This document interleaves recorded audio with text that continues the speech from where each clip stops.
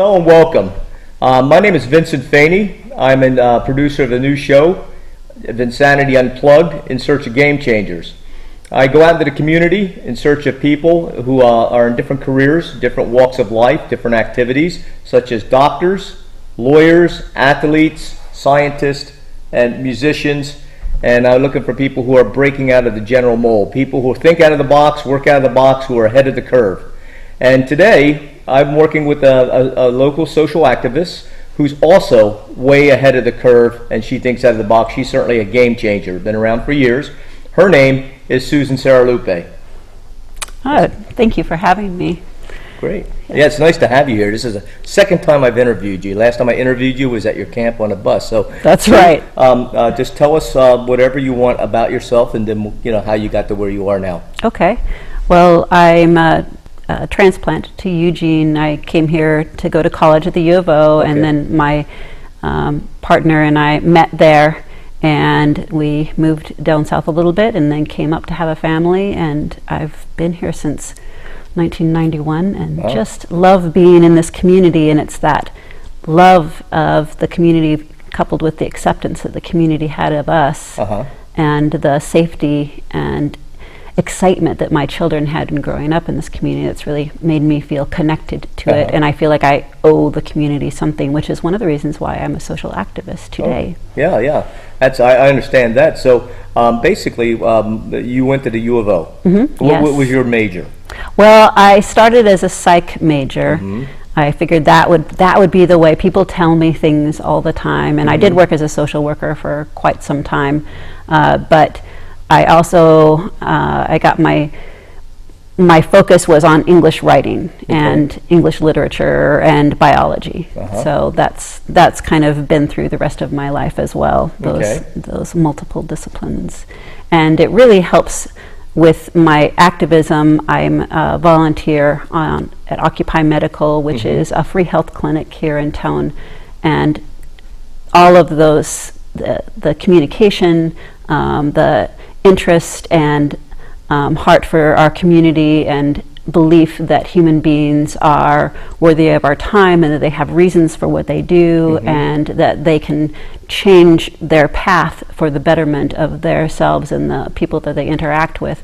That's really been a driving force for what we're doing in our branch of activism at Occupy Medical. I hear you on that. It resonates with me as well. So why did you call the volunteer organization that you're involved with Occupy Medical? Why Occupy? What does that mean? Yeah, well, back in October of 2011, there was the Occupy movement, and my husband was very excited about it, and I honestly did not understand it at all. I saw some of the ads for it and talked to some people about it, and I wasn't able to really get a grasp of it.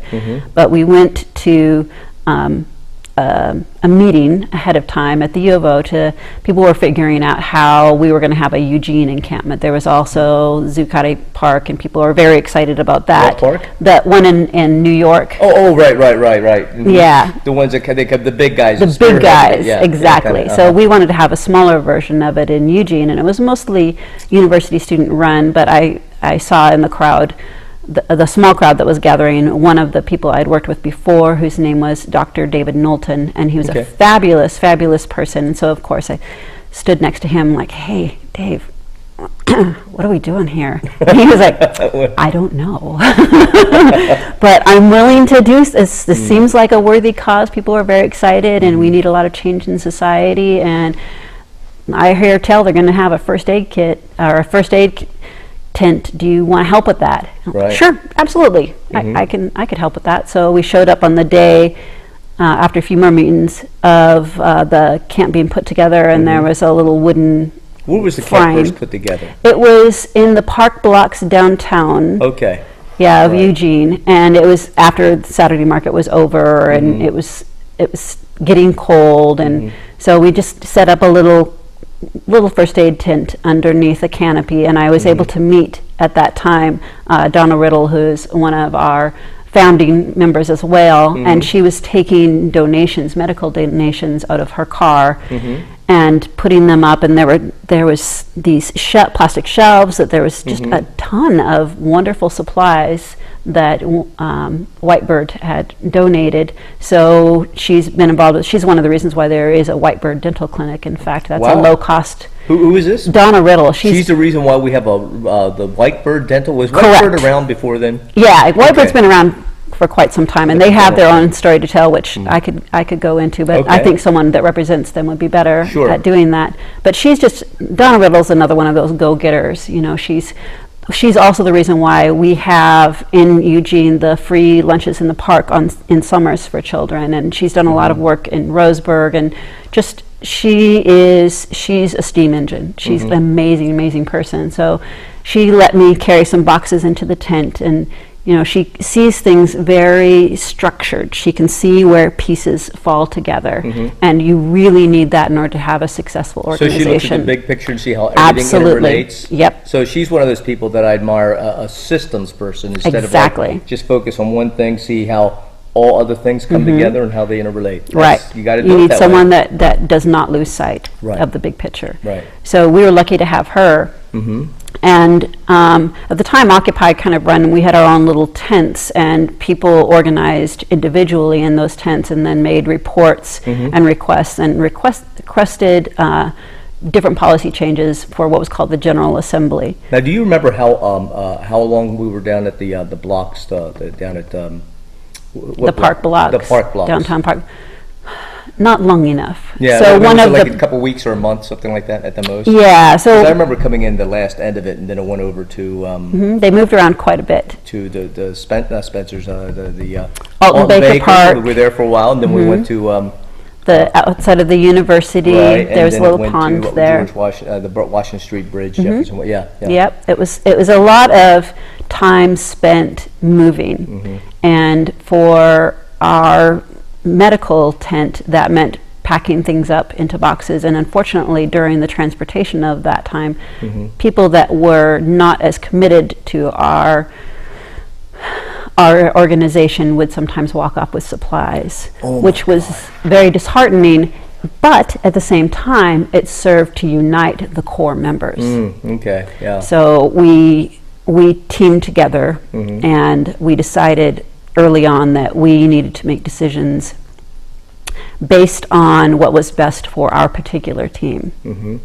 And because we had people that were licensed, you know, doctors and nurses, their licenses can be in danger by people making foolhardy decisions. Dr. Dave and I, again, we went to a GA, that's what they called the General Assembly, and we watched how the decision making happened, and we decided this group of people, strangers, should not be making choices for the patients that we serve. Because this is before the ACA, now known as Obamacare, and people did not have care. So they were very, very vulnerable, and they were coming to us for more than just first aid, which is what we had set it up originally for. And Dr. Dave was like, this decision needs to be between a patient and a doctor. Not the General Assembly. Not the General Assembly.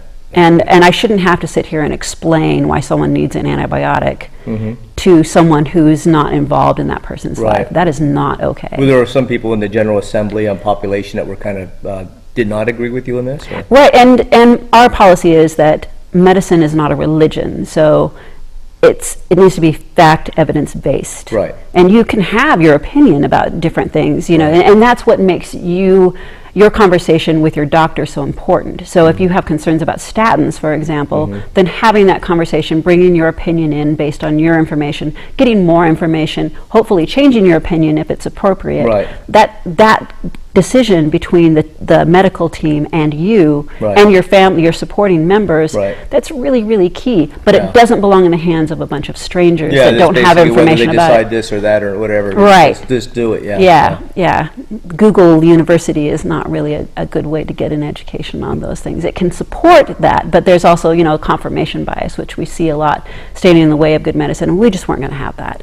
So we decided that we were going to make decisions about how our team progressed based on what the team decided. So we're a consensus organization, and we were consensus within ourselves. So we would show up at the GA and we would just say, here's our report. We're looking for donations of socks, bandages, blah, blah, whatever. And we got support that way. There was some criticism about that. It says, well, you should be asking permission for this or that or the other thing. Like, that's not an option that you have. But thank you for sharing. I will definitely give consideration to that. And there were some things that we made some changes on, but for the most part, you know, again, evidence-based. Evidence-based. So the evidence was that we really needed to keep it tidy within our group, and that was big. It wasn't very popular with everyone, but it's okay. It's okay not to be liked by everyone. Yeah.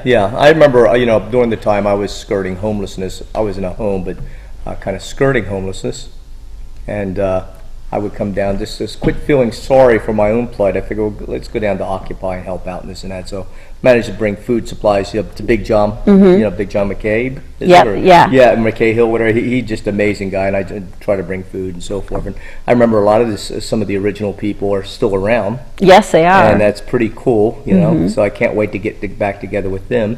So okay, so you decided to have a consensus and kind of decide to not separate yourself totally, but to kind of like consolidate together. Yeah. So what went from there? What happened there? From there, well, as you said, we kind of moved around as an organization, and the cops shut the Occupy encampment down. I believe it was just a few days before Christmas. Yeah, I remember that was there when that happened. That was a little rough. Yeah. Now, we had people that were crawling out of the shadows. Before then, to be unhoused, you needed to be invisible. And that's still pretty much the case, but there's a lot more empowerment in that community now. Right. For a patient to be invisible is a huge decision, and that makes your medical condition far, far worse. Yeah. And we also noticed that a lot of people weren't accepting help because all they really had was pride. And our culture, which is changing a bit, but not fast enough, has this idea that in order to really be a good American or a good person, then you shouldn't communicate with the rest of the world. Yeah, I had that problem when I was homeless a couple of times. I would have, things would have been cut a lot shorter, and I would have been able to get back on my feet if I wasn't too prideful. Even ask my friends and family. Sure, you know, I just like, you know, I don't need your help. Yes, you do. We're a culture that relies on each other. You absolutely need our help. Yeah, and it's weird because you get a lot of people who basically are happy that they'll actually like go out of the way to say, let me give you help. Right.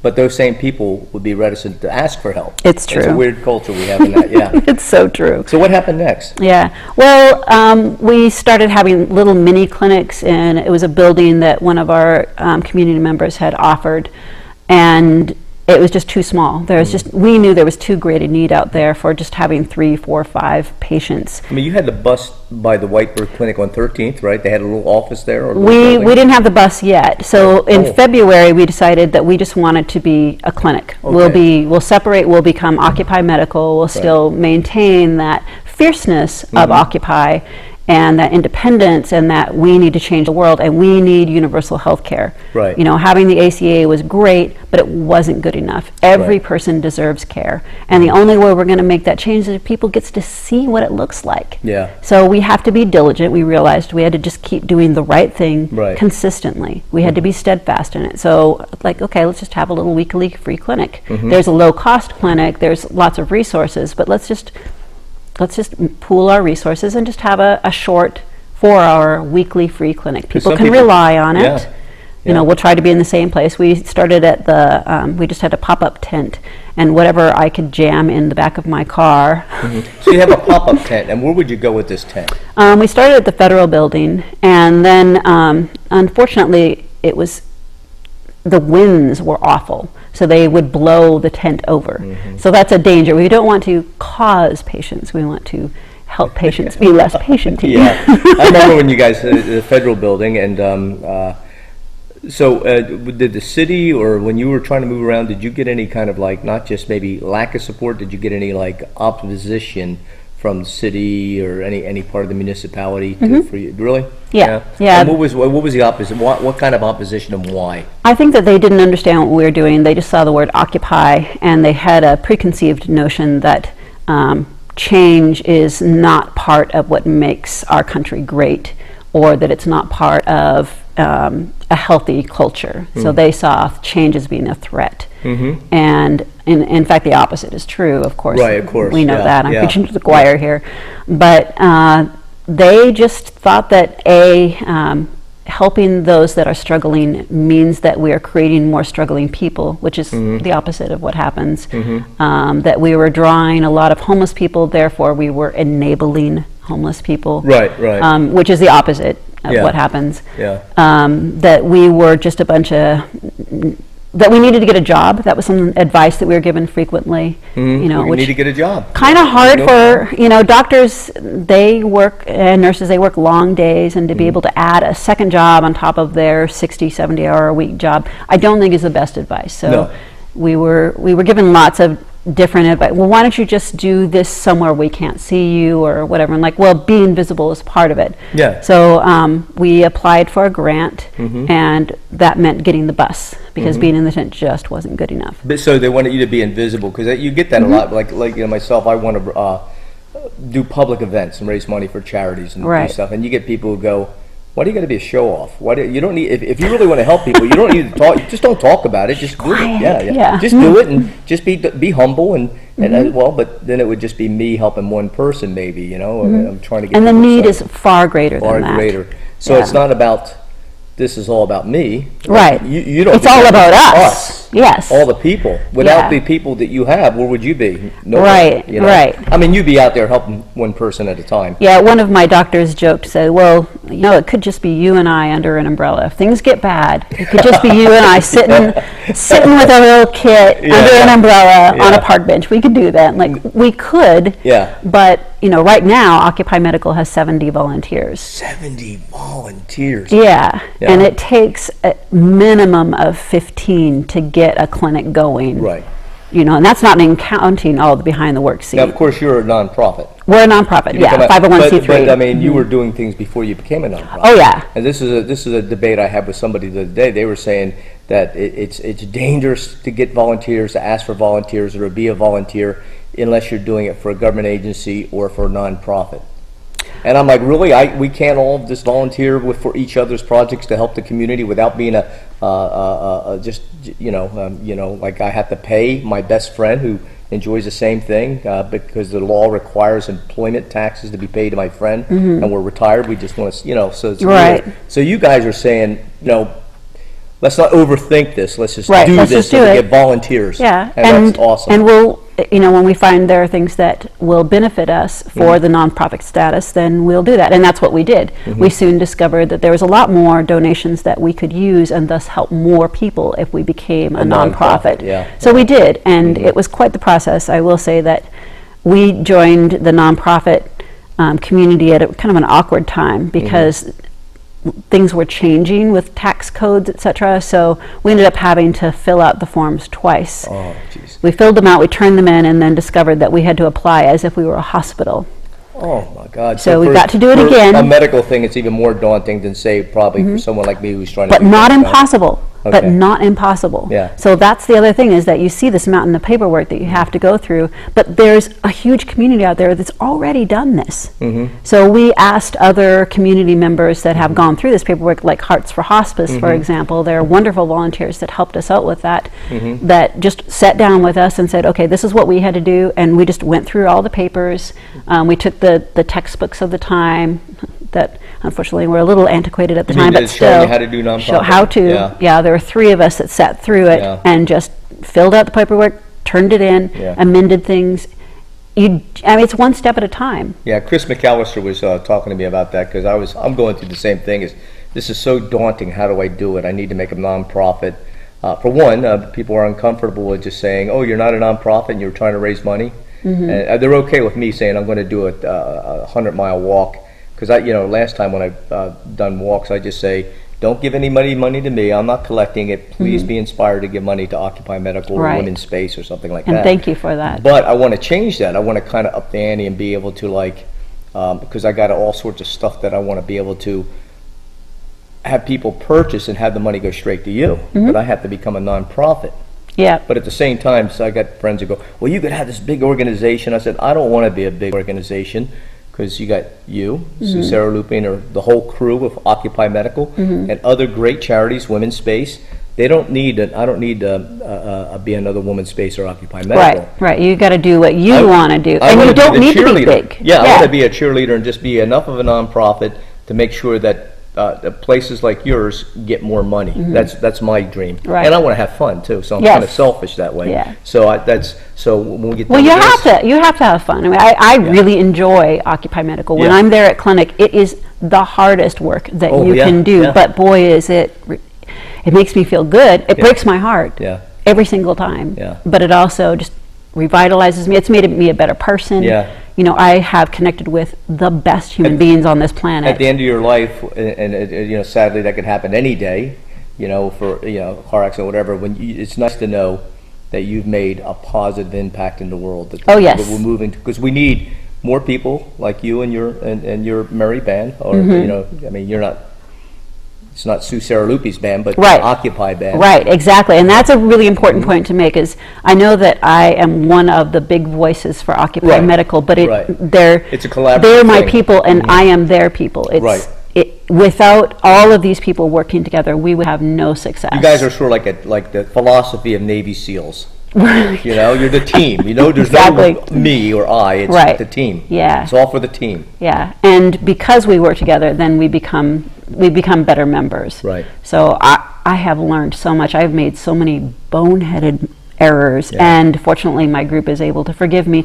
And in turn, I forgive them when Yeah. they make boneheaded Yeah, errors. boy. Yeah, just like before the show, we're talking about. I was telling you all the boneheaded things I do, and I know I'll continue to do, but Mm-hmm. just got to keep moving forward and not get my feelings too hurt, or get our feelings too hurt when Right. people correct us or Right. think they need to correct us. Right. Well, just not getting attached to Yeah. an idea. An idea. You know, this idea could be helpful. Uh-huh. It doesn't have to be helpful for every single situation. Right. But it's important to think about that idea in a lot of different situations. Find where it applies, where it doesn't apply. Again, that's a scientific method. Right. And it's also the healing tradition that we need to apply to ourselves that I think people kind of struggle with. Mm-hmm. When you make a mistake, to be able to just say, okay, that one didn't work. Mm-hmm. So I forgive myself. I'm not going to do that. I hope the others around me will forgive me. Mm-hmm. And I want to try this other thing to make the situation better. Right. So, you know, you're using the evidence that you have, Mm-hmm. refining it along the way, and then you come up with something that works, Mm-hmm. hopefully. And you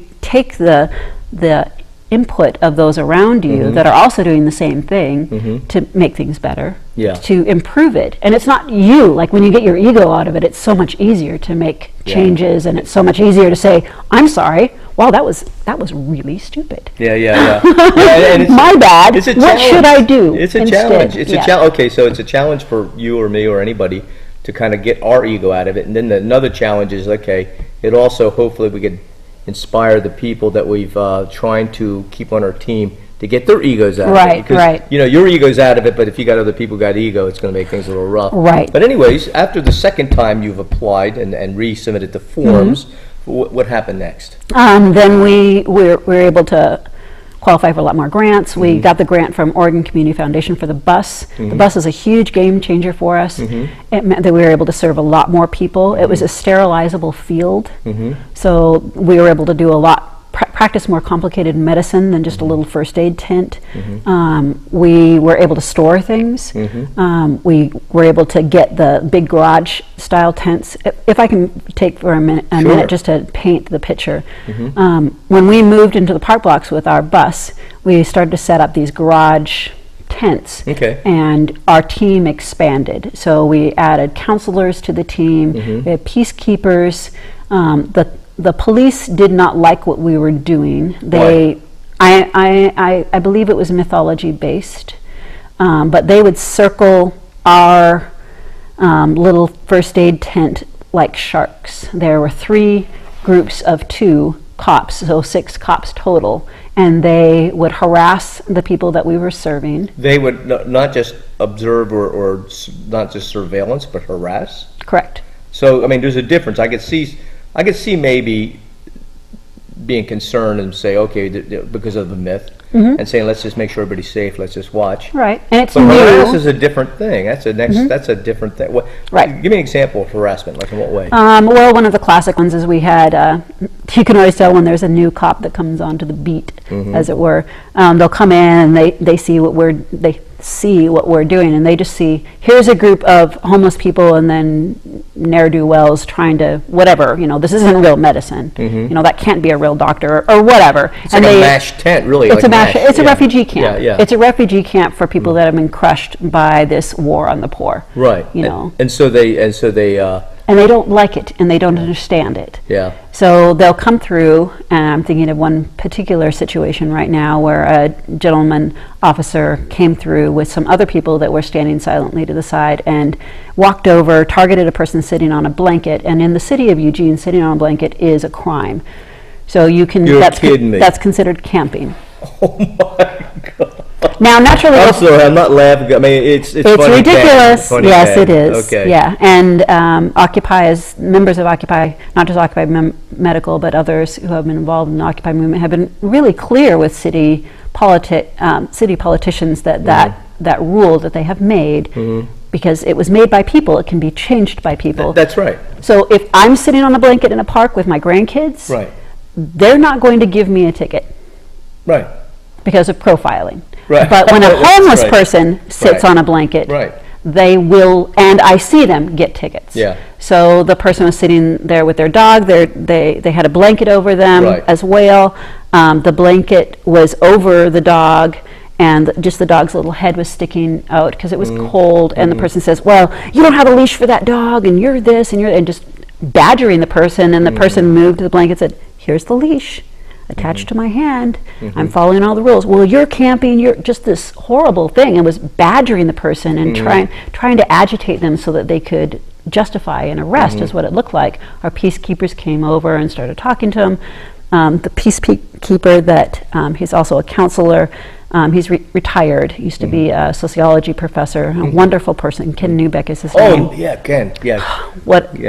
How lucky we are to have him as well. Yes. Again, I keep back to this. Him. I've been, I correspond. When I say that I am working with fantastic people, yes. I am not exaggerating. Yeah, yes. So he comes over and he's talking to the person and saying, "Hey, officer, it feels like this isn't really an appropriate use of your time right now. Let me give you a little understanding of what we're doing here." And so that officer threatened to arrest our volunteer, Ken, the retired grandfather. Retired, sedate, very, very calm, calm, law-abiding. Right, and Ken was like, oh, let's have that conversation. So they went over and they conversed again quietly. He was able to settle the person down, and then, it resulted in us having to have a conversation with his superiors and talk about maybe some more training and some more information before you bring people to downtown. Would you consider giving a training about what happens downtown so that the officers aren't put into an embarrassing situation? Because frankly, if I were to come in and just overreact, I would be embarrassed. Yeah. So I felt for that officer. Yeah. But starting a conversation with an assumption like that, a fairly dangerous, aggressive assumption. Yeah, and just to be clear, I mean, we all make that mistake. Absolutely, right. I don't threaten to harass, arrest, or damage people, right. but I've certainly thought about it when I make false assumptions. Sure, I absolutely have, and I feel for them, but yeah. that doesn't mean that I think the behavior was acceptable. No, right, because they're in a special position. There's a power differential there that you had to be aware of, and people, so. But again, evidence-based decisions. Right. So for us, evidence-based medicine, that philosophy kind of bleeds into the other areas of our life, and for the officers as well, I would like to see that too. Yeah. The one thing and this is just dealing with all sorts of bureaucratic institutions. I was talking to a friend of mine who's a lawyer, and I was asking for that I wanted to get volunteers to help the community. And I never claimed them a nonprofit organization, and I just want to find innovative, out-of-the-box thinking to help generate money for other charities and to do things, So that requires, if I get volunteers, they may talk to me, and I may change my plan, because I don't know if I have more good intentions than maybe the best plan. So that's where other people come in to help. So basically, he says, well, blah, blah, blah, look, this is going to come down. So I said, well, what organizations, the government order? So he makes a list, and I said, well, I'll just call them up and tell them what I want to do, and they could tell me if it's wrong. And he's like, well, no, I wouldn't do that. That would bring attention to you. I go, well, I'd rather have the attention. I would like transparency in the document, me going to these people and saying, let's figure this out together. Right. because you're our servants. You're in office because you're here to serve us, not vice versa. Right. But as people, we're equal. So let's do this, and then let's move forward. But it was weird at each of these organizations why they would come down and they'd be the ones to spank anybody who did something wrong. They're not allowed to give advice to try to help you avoid doing anything wrong. That's legal advice. I'm like, well, So, anyways, I went off on a tangent. I want to get back to what you're saying as far as the any more unusual, activity from opposition from the police or anything that you think that has it changed? Right. Well, they definitely have changed. We made a policy of going to city council and sharing what we're doing and advocating on behalf of those that we serve, because we do serve as a free clinic a vulnerable population. 50 to 60% of those that we serve are unhoused. We have a lot of people that come through our doors that they do have insurance, but they can't use it. It's a Sunday, for one thing, and when we first started, there weren't as many open urgent cares. So your choice when you were ill is to go to the emergency room. Or they might not have money for the copay or whatever. Correct. Yeah. Or we'll have parents that come through the door and like, my kid is crying. What's going on here? Is this teething? Is this an ear infection? Is this something else? Is it a cold? I don't know. And one of the things that we keep running into is our community is not very educated about how their bodies work. They don't. The doctors right now, because they're under this grip, this horrific strangling grip of insurance companies, they're allowed to spend 15 minutes with a patient. That is not enough time to really get a really good assessment, to give good education. I hear people saying, well, I went to my doctor and they didn't tell me how my pancreas worked. They didn't. I got 15 minutes. That's it. That's all they got. And that's because of the insurance companies? Correct. Yeah, I got that needs to be another show. I want to understand more of the mechanisms of that. So there you are, you're out there, you're serving 50-60% of the people who are unhoused, and then the rest of them are housed and hurting. They're housed and hurting, correct. And so that's what you guys are doing. So how many doctors and nurses and so forth do you have working with you right now, besides the other volunteers? Okay. I would have to say approximately 20 of them are doctors and nurses. Wow. Who would be more motivated to help change a system than people that work in that system? Right. When I get doctors and nurses all the time saying, I went to medical school, or I went to nursing school, or I didn't go do all of this and make all of these sacrifices so that I can practice medicine in the way I'm practicing. Yeah, they probably get more freedom to practice the way they want with Occupy than they do in a hospital clinic. Do. Isn't that ironic? Because they have to follow certain. They have to follow. And when you think of it, in my belief, is we need more government and tax dollars spent more appropriately to help the population. But in other ways, the government seems to overreach and really keeps the thumb down. You think like you're keeping not enough, right? We pay out taxes for big things and structure for our highways, for example. I'm not going to build my own street.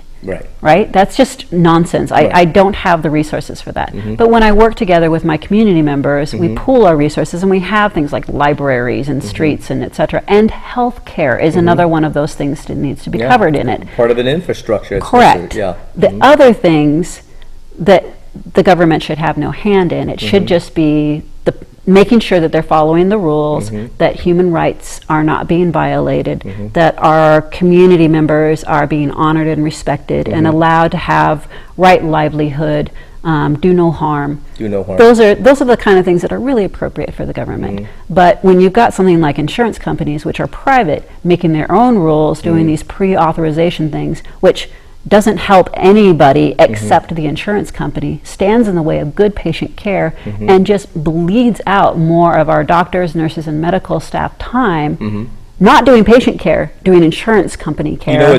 What's funny is I talk to people who are like Maoist, Marxist, capitalist, whatever, and I think everybody's in agreement. Even some people who hate the capitalists will say, as a business owner, we need less government in these areas. It's kind of, and insurance companies. We need less of the power of the insurance companies, the pharmaceutical companies, these bureaucracies who are keeping us all down. That's and, right. And so these are things that I mean, business people, whether let's say you have a business and they're forced to say because of laws, I got X amount of employees, I got to pay them this much, I got to do this, this, and this.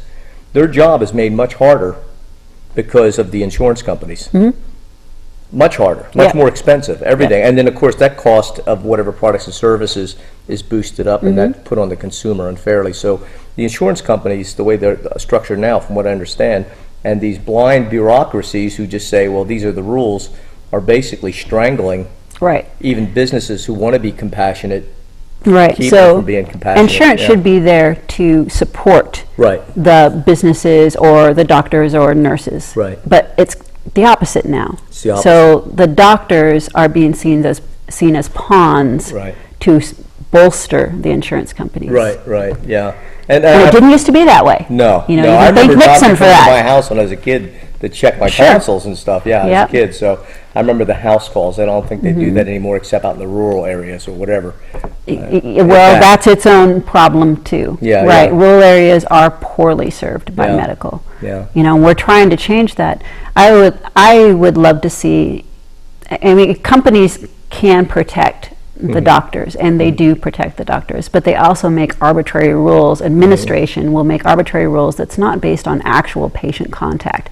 And this happens when you've got administration that doesn't have their boots on the ground. Insurance companies don't have their boots on the ground, nor do their job is to have the interests of their company at heart. No, I'm just the term boots on the ground. What does that mean? Oh, sorry.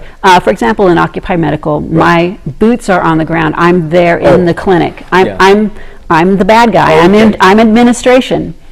But the thing is, so when I think of that, I think now, in the meaning you're taking, it's just like George Bush, who went to a supermarket and didn't understand the things would be, because he didn't have the boots on the ground. The common man. He just was up here. Okay. And doing a little visit isn't having your boots on the ground. No. It's getting your hands dirty and getting involved. Like Jimmy Carter does. Habitat for Humanity. So when people come to the clinic, I'm there every single Sunday. Well, I take 2 Sundays off every year.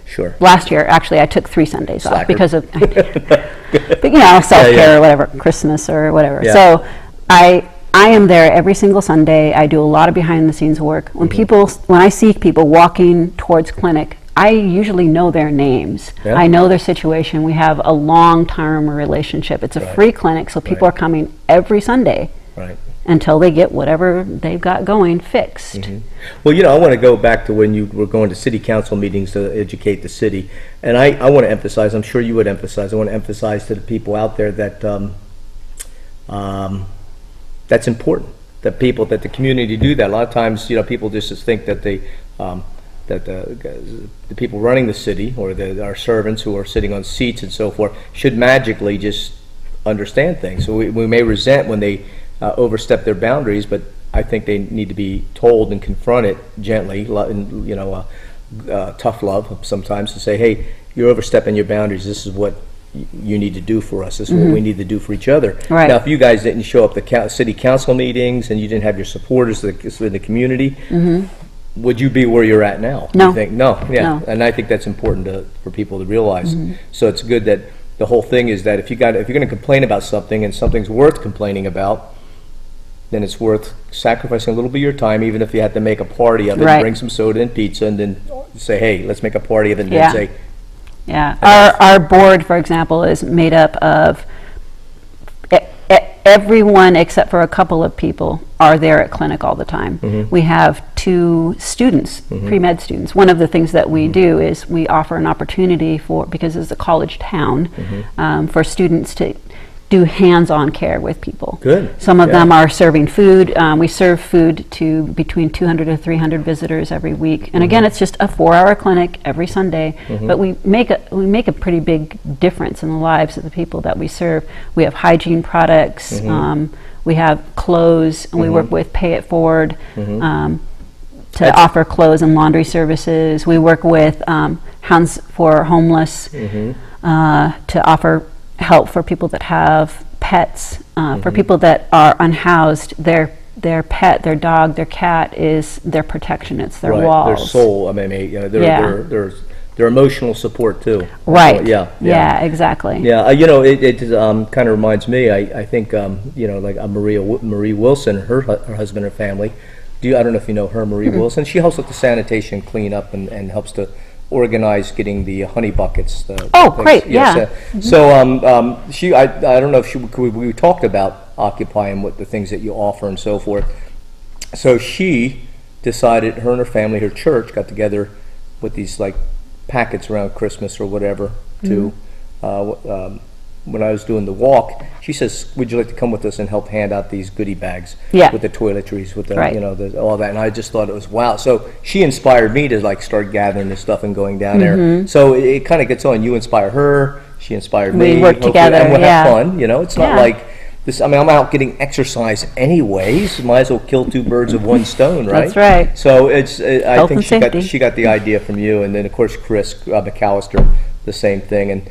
And one of the people that I see as a presence, because he's a big presence, a big mountain of a man, is Connor. Oh, Connor Salisbury. What a wonderful guy. I love that guy. Yeah. He's just amazing, just a sweet guy. So now where do you hope to go from here? What are you doing now? How you progress now? Where do you hope to go? What do you like to see? Well, we just got a grant from the Faye and Lucille Stewart Foundation, and I worked with some university students in order to get that. That was an amazing project to get a building, so we can do far more complicated care in a building.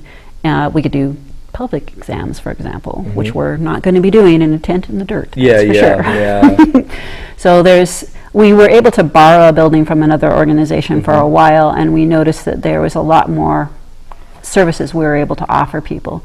Now, I don't think we'll be abandoning that on the street care, because there are some people that just don't feel comfortable inside a building. When you've been chronically unhoused, when you're in a building, you associate that with jail. It's just so that it instigates more trauma rather than heals more trauma.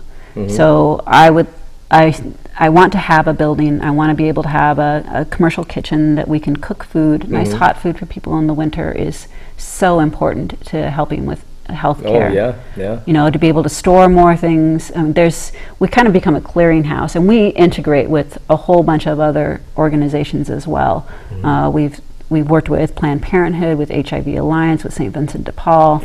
Burrito Brigade, just all of these champions in the field. And I know there's this antique way of looking at things that some agencies still have, that other agencies are in competition for the resources that you have or the people that you serve. But I can guarantee you that in this land of plenty, in the land of milk and honey that we are in, there are plenty of resources out there, and we're not going to run out of poor and sick people. Well, the problem you have, we're not going to run out of poor and sick people, and I see that trend increasing. Like I remember years ago, after becoming employed, I remember doing a walk just many years ago for 3 charities that I targeted. Was Alzheimer's, Women's Space, that's just one of my favorite charities, and Food for Lane County. And I was looking at the thing for Food for Lane County, where all the charities is that certain charities have been around for a while, are more efficient. They're just great infrastructure. They may have more volunteers working for them. Everything's more efficient and bigger. And they're doing more. They're actually more effective in doing what they're doing. Right. But the gap of what's needed is growing, it seems. And that's what's scary to me. And so I see, like the homeless situation and the Food for Lane County, they're feeding more people. And they're one of our allies too. But the gap is increasing. So it's like there's money out there, and it's just the challenge is tapping in and getting that money, because you guys are efficient. You do so much for what you have, but I just wonder if there's any charities, even the most well-run ones, where nobody's getting paid. It's all volunteer. Let's say, not that matters. I can't imagine. I haven't heard one charity saying we have enough money. No, thank you. Right. You always need more money. Because you always think about the future. Always think about, well, what about this population? Are we serving the undocumented citizens very well? Are we serving people that teenage runaways very well? Right. And that's one of all of those questions. That's why we've had a variety of other clinics. Dental in this community is just, it's heartbreaking. It is heartbreaking. It's horrific. So we've it's expensive too. You know, you can't ask a dentist to sit on a park bench with a pair of pliers. Yeah. Right? Yeah. So they need to have an operative. I have they friends need who to can have, sit there with a pair of pliers because they're just mean-spirited, or they think. I've actually yeah, had patients okay. that they lost their teeth because they did it themselves. Yeah, yeah. Just heartbreak. And that goes septic really fast. Yeah. So you have a lot of capillaries in your mouth, and it goes into your blood system very, very quickly. Yeah, I had that situation happen to myself. You know, so you're going to get more money. You're going to go get a building. You're going to get.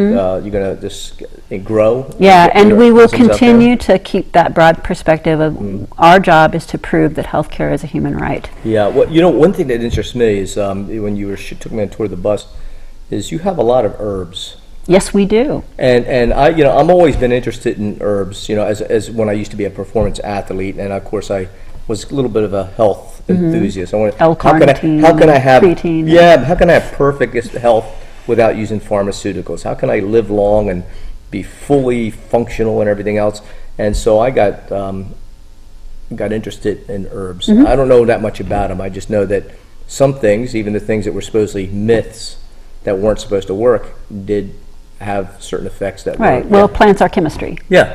Yeah. So, Right. you know, what we like to see, there's a difference between the allopathic medicine, which is a prescription medicine, and the herbs. They all have an effect. One is far more advanced chemistry. Like which one? You mean what's more advanced? Like prescription, for example, but the majority of the prescription medication is made from plants. They've just refined a certain aspect of it. You know, now correct me if I'm wrong. I just heard this. I've heard this from several sources, and I didn't go in PubMed to see if this is true or some of the others. Check out the citations or whatever from peer review people. But from what I've heard many times from people I have respect for, they said that the advantage over herbs, as compared to the drugs that have been isolated, a certain compound isolated from this plant, put over here, amplified, whatever, purified, refined, that herbs oftentimes are as beneficial or almost as beneficial without any of the side effects because they have other constituents. Correct. Compounds that help to either mitigate or avoid side effects or to do more things at a subtler molecular level. Right. So if you could, you know, that the herbs have a distinct advantage over this. Right, so you have a complex system meeting another complex system, and that's one of the reasons why your doctor, when someone is pre-diabetic, will talk to them about their diet first. Right. So the difference between herbs and food is just the goal. Yeah, yeah. So for instance, ginger is a food, it's also a herb. If somebody's up on an airplane, they start to get seasick, a little bit of ginger, for most people, will help them. Seasick isn't the word, airsick. Airsick, right, or motion sickness. Motion sickness, morning correct. sickness, he has Sure. ginger, right? Yeah. And then we have turmeric, and we have other cumin or whatever, all sorts of other things, I think. But, So why do we have that at Occupy Medical? You're probably wondering. I have wondered. Yes. So the reason we have it is because I'm an herbalist, and since we don't have insurance companies telling us what to do, then we get to offer a huge gamut of options. And for our unhoused population, they will be targets for having things like amoxicillin, which is a $4 antibiotic. You know, because they don't have walls, they are more likely to be subject to abuse, muggings, to theft, etc. So the regular pharmaceutical companies are being more likely, people will mug somebody for certain pharmaceuticals than they will for, like, oh, you have ginger. Right, right. If they have a couple of ginger capsules in their pocket, that's going to stay with them after they're rolled for whatever else. Now, there's a lot more complex issues that the unhoused deal with. For instance, if you have diabetes and you're unhoused, having an insulin needle is a problem for you. Just it probably isn't a surprise to your viewers here that there's a strong interest in having needles you know, for people that are living in very vulnerable positions, and they're not using it for insulin. They're using it for heroin or etc. Correct. So where people that are unhoused, we'll do what we can to help them to keep their insulin current. And it also, insulin needs to be refrigerated. People that are unhoused don't have access to refrigerators, which is one of the reasons why we also say a roof is good medicine. But when they do get that stolen, which is inevitable, once you become a mark, people will steal from you constantly. So every week, the same people will say, "I had this stolen from me." And in the emergency room, people are like, "Did you? Did you really?" But because we're on the street, we're like, "Yeah, absolutely, you did." So let's help you. Offering other things to help them control their blood sugar, sending them with bottles of water, or sending them with cinnamon, or other evidence-based alternative care. Alternative care, I hate that term actually. But other nutrition-based options. That's tried and true, grounded. Correct. That we have. The American Pharmaceutical Association, for example, has released some studies, or you see it like on NCBI or different things like that. We offer those so someone has something when things go wrong. And offering people good nutrition in addition to the medicine is smart medicine. Yes. And it helps them get better. And the thing I know, not just sustain their chronic condition, but actually heal. Well, one thing I've learned from my studies, and I know this is a fact, because I was in the exercise movement science program and studied a little bit of nutrition and been corresponding with a lot of some of the leading people in the field of diabetes. And diabetes isn't just an abuse of nutrition. It's not just like I'm going to have too much candy or alcohol. People more at risk for type 2 diabetes, more at risk for obesity, are people who don't get enough sleep. Well, that's a lot of homeless people. Okay, a lack of sleep disorder is the leading cause of non-dietary obesity, and then eventually the type 2 diabetes. So that's why people need a right to sleep in a proper place. That's right. Okay, food, good food. If you're not eating good food, healthy nutrition, or even if you're under eating, your body goes overboard to get obese, which makes you more You just need carbs. You need fast carbohydrates in order to get from one minute to the next. And I completely understand why people do that. I would prefer that they didn't. They would prefer that they didn't too. That's right, right. But when you're living off of donuts and day-old bread. Unfortunately, a lot of the food that I've seen and it's like they're caught between a rock and a hard place. More people are going to donate for food that they can afford to donate. Unfortunately, the food, and it has some nutrition, it certainly has calories and people need to eat, and it's a stopgap measure, but the majority of things, foods that are donated or given out at different pantries around is like pastas and breads, and refined cranberry sauce from Thanksgiving. I don't know how many cans of cranberry sauce we've had to run through the door, but I want people to remember when they're donating, a lot of the people that you're donating to have a lot of hardcore medical conditions. For one reason, they're on the streets because of their medical condition. So they lost their housing because of medical debt. They also, being on the streets exacerbates their medical conditions and adds to their medical conditions. People that don't have teeth can't eat these hard granola bars. So, give people things that they can eat. Well, one thing I want to say, we've got another 6-7 minutes. One thing I want to say real quick, because people, when they hear people from the different Occupy movements, there's a lot of people who are actually good-hearted, but I think misinformed, who think that things like the Occupy movement, helping the homeless, helping all this is going to lead us down the road of impoverished communism, and they think that the majority of the people that are homeless made that choice or made some weird, stupid mistake, and they're the type of people to keep making mistakes, or they're lazy, or they're this, or they're that. So all these things. Judgment. And the fact of the matter is, a lot of people, and I'm just saying myself, is like, I used to have a great job. And, oftentimes, you could have family and friends all around you, co-workers, family and friends, and they could be loving people. It's not that they're evil, as miserly people, but because they're just so focused, they just don't see things, they're too focused on this instead of the big picture. They don't see how by neglecting each other, or bad luck, a combination of that, how people fall through the cracks. And so I was one of those people who fall through the cracks, and you talk to anybody I know, they say, well, Vince is anything but lazy. Vince is anything but this. I don't have a drug problem. I'm not mentally ill, at least right now. So the thing is that you have people around you who go, oh, geez, poor Vince, I love him, but man, he's having a tough time. Maybe I'll let him sleep on the couch, but it doesn't take care of all these other problems.